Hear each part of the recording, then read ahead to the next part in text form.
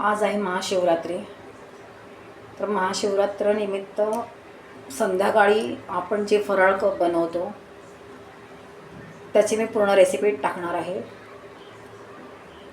तर सुरुवातीला हे मी मुगाची डाळ घेतली आहे, एक पाव किलोच्यापेक्षा जास्त आहे, आणि ह्याच्यामध्ये मी 7 ते 8 बटाटे शिजायला टाकले आहे. तर हे तुम्ही कुकरला लावू शकता.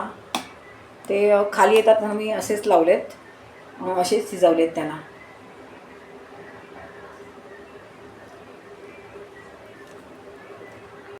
त्यासाठी आपल्याला एक वाटण बनवायचं आहे. तर ह्याच्यामध्ये मी 1 नारळाचा चव घेतला आहे,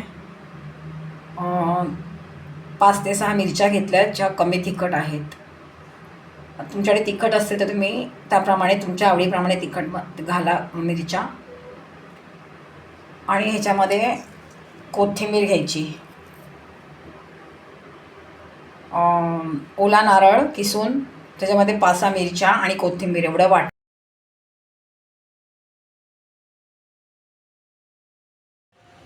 आता हे जे मुगाच्या डाळीचं वरण आहे त्याच्यामध्ये आपण हा जो मसाला केला तो घालायचा.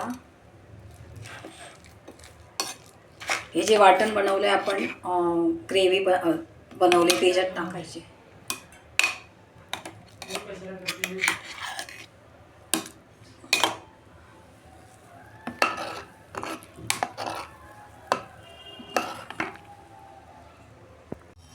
वरीच्या तांदळाचा भात करायचा आहे आपल्याला. तर मी प्रथम हे पाणी गरम करायला ठेवलं आहे. पाव किलो वरीचे तांदूळ आहेत.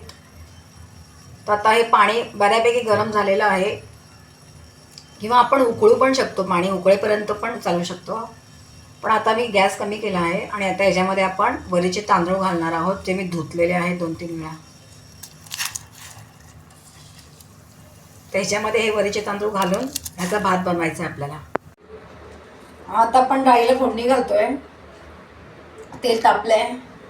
प्रथम ह्याच्यात आपण जिरं टाकायचं.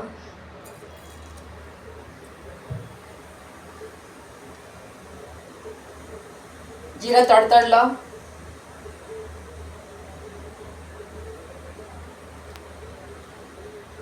की त्याच्यामध्ये आपण कढीपत्ता टाकायचा.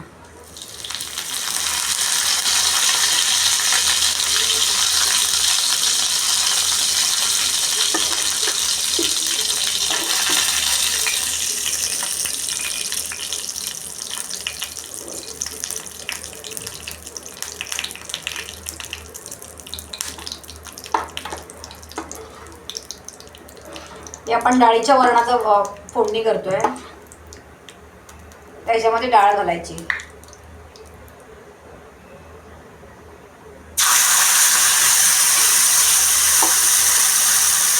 या डाळीमध्ये मी थोडे बटाट्याचे पण थोडं मिक्स केले.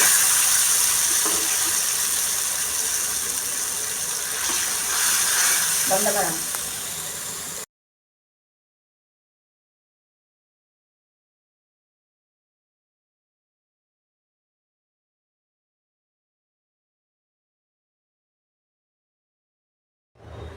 ह्याच्यात आपण मीठ घातलेलं आहे. तर हे वरण तयार झालेलं आहे. तर हा आहे वरीच्या तांदळाचा भात. ही आहे उपवासाची बटाट्याची भाजी. जिरं आणि कढीपत्त्याची फक्त फोडणी घातली मी.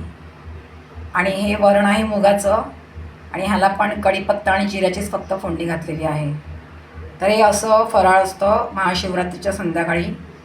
आणि एकादशी, कार्तिक एकादशी आणि आषाढ एकादशीला पण सेम असंच करते मी दरवर्षी.